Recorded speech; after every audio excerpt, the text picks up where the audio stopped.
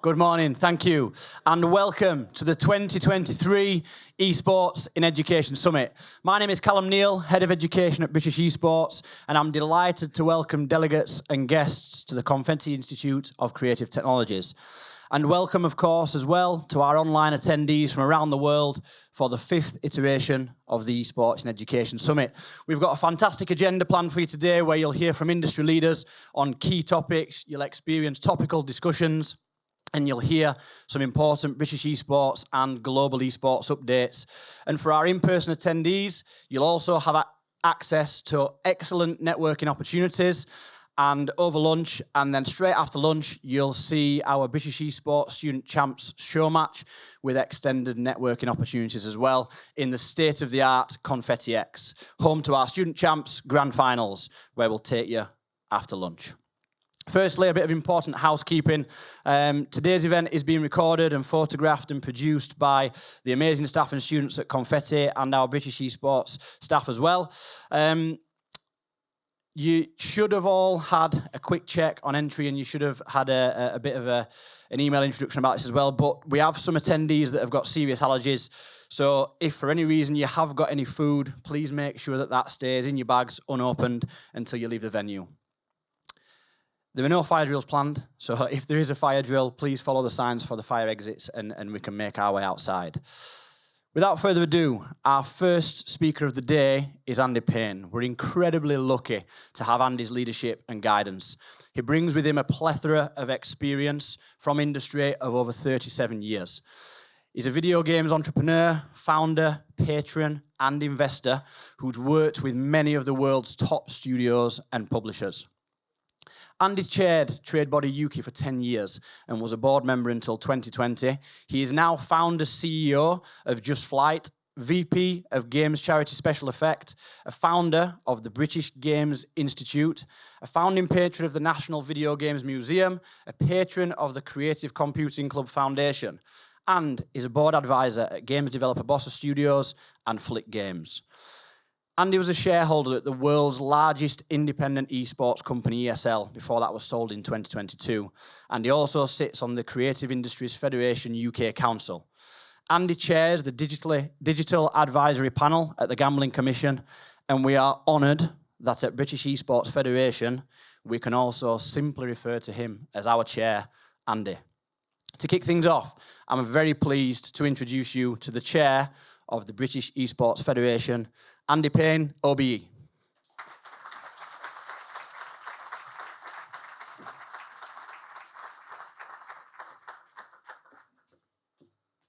Thanks, Callum. Blimey. Those old LinkedIn profiles, eh? My wife always asks me, and my mum and my dad are still alive, what I do to get you round. And you tell them. They still think I mess about with my video games. And that's the theme for me today, is how I've messed about in a serious way with video games and why it's been important. You know, welcome everybody to this. It's fantastic to see so many people here. And you are educators in the main, and you're very important. I met a guy called Ammo just a few minutes ago, and we started talking. And I said to him, so what do you do? He said, well, I'm a teacher. What do you teach? And he said, ICT and computer science. I went, you're my man, right? This is like music to my ears. It's really, really important that we give our young people as many options to do the things that are going to make them happy. I was very, very lucky. I think luck does play a part in life, to always follow what I wanted to do. And when I was at school, I was the last year that had, as the BBC Micro came in, I kind of got a hold of it. And, you know, to be clear, I was really useless and still am a useless coder.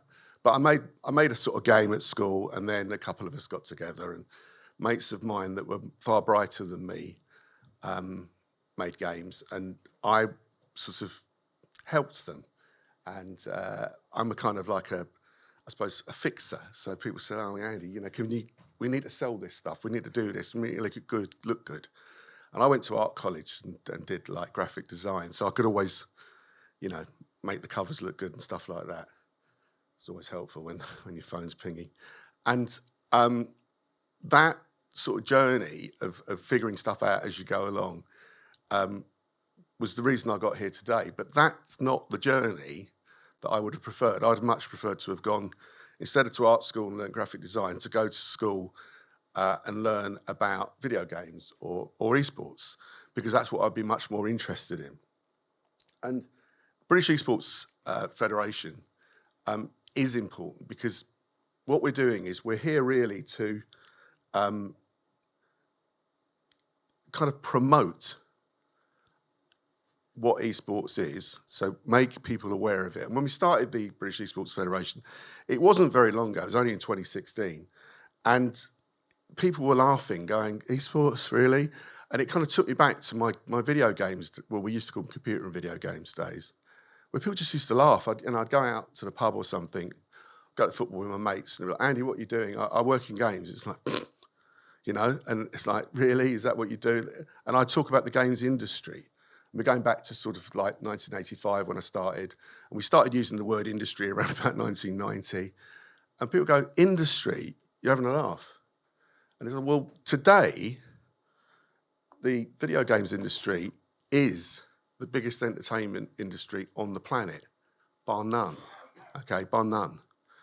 And in the UK, the creative industries, which we're proud to be part of, is the fastest growing industrial sector, bar none, okay? And it has been since the financial crash of 2008. So we've overtaken financial services in terms of our growth. And when politicians talk about world beating, they chuck that stuff around. You know, I can't remember how many prime ministers ago, but you know, the bloke with the blonde hair is world beating this.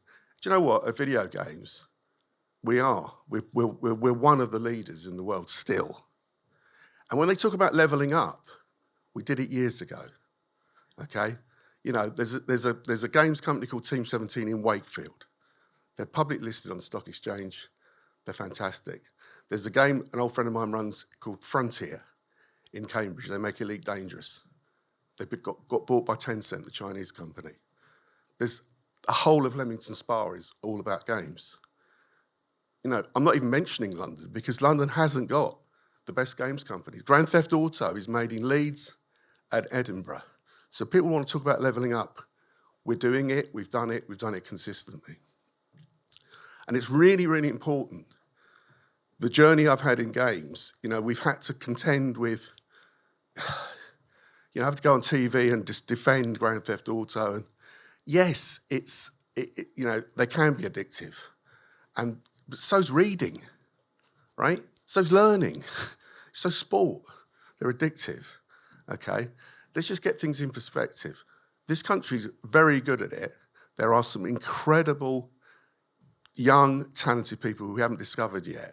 Your job, and you know it, is to find that talent. That talent grows. Those little acorns grow, okay? For some of you, I was a shareholder at ESL, and for some bizarre reason, the Public Investment Fund of the Kingdom of Saudi Arabia decided to buy that company last year, and our biggest competitor, on the same day. Now, the Public Investment Fund of Saudi Arabia also bought a Premier League football team called Newcastle United. And I know at least one supporter in the crowd. And we can talk about sports washing and all the rest of it. That's not for today, okay, as far as I'm concerned. But they spent $360 million on Newcastle United. And they spent $1.5 billion on ESL and Face It combined. It's 5 times. So anyone who says to you, why is esports important? It's important because it brings people together. It's important because people build friendships. They'll get married, you know, they'll have kids because of esports. It's important because video games and esports give people a reason to understand rules. Choice and consequence. You make a choice in a game, there's going to be a consequence, okay? And all of that is really important. But it's also the technical skills that you have to make video games. And the technical skills, look at the amazing production skills here today. You know, I was here earlier. There's a bunch of people working hard to make this work. This is the same in esports. Technical jobs. You know, anyone who wants to start running the BBC down, come outside, because the BBC is a thing that people from all over the planet go, that's what quality looks like, right? So let's make sure that we celebrate. Let's make sure that we cherish. Let's make sure we respect. But let's not just shout about what we do. Let's let others know what we do by our actions, okay? And bringing communities together, building friendships. You know, yes, there's the cliche of it's all a bit geeky. Fine, call us geeks if you want to. But we are creating jobs. We are paying our tax in this country, okay? And we're very proud of it. And that is our responsibility. So, esports today, learn as much as you can, ask as many questions as you can. I'm very proud of the British Esports Federation. You know, the colleagues there are just amazing. Some of you are now board advisors in the audience. I've always said, we just do as much as we possibly can, as best as we can, as fast as we can. And if we're smiling, you as educators know we're learning, we're enjoying it. So find one thing today, take it back, get that acorn, let's get the oaks going. And thank you very much for taking your time to come here. I haven't read any of that speech, as you probably saw. Just going to tell you one little anecdote about education. Back in 2011, a guy called Ian Livingstone, who's now Sir Ian Livingstone, my best mate, and I were asked to, by a guy called Ed Vasey, who was the culture minister, Lord Vasey now, and he's the vice chair of British Esports. So it's like, all right, Ed. And we were asked to do this thing called the Next Gen Skills Report. Some of you may have seen it. And it came up with 30 things that were to get people, get kids, students into technology and how to create. I had to go to the Department of Education. And at the time, the education minister, you probably never heard of this guy, it's called Michael Gove. Anyone heard of him? So he was the education minister, and he's actually quite a nice, funny bloke when you talk to him. But he made a big thing about, I don't have a smartphone, right? I don't do that. I never had a BlackBerry. And I'm going, yeah, okay, fine, right. And at the time, he said to me, well, we want to get Latin back on the curriculum. Now, I went at school, and we got taught Latin at school, and it was quite useful. You know, it definitely was quite useful. But I said to Michael Gove, and he had an assistant, his special advisor, tall geezer, bald. I don't know if you ever heard of him, Dominic Cummings. So he's sitting there in the corner, looking like death warmed up. You know, it's kind of Nosferatu over there. And he actually tweaked up, and I said, well, look, listen, Mr. Gove, you know, Latin was the lingua franca of the 20th century. But coding is the lingua franca of the 21st century.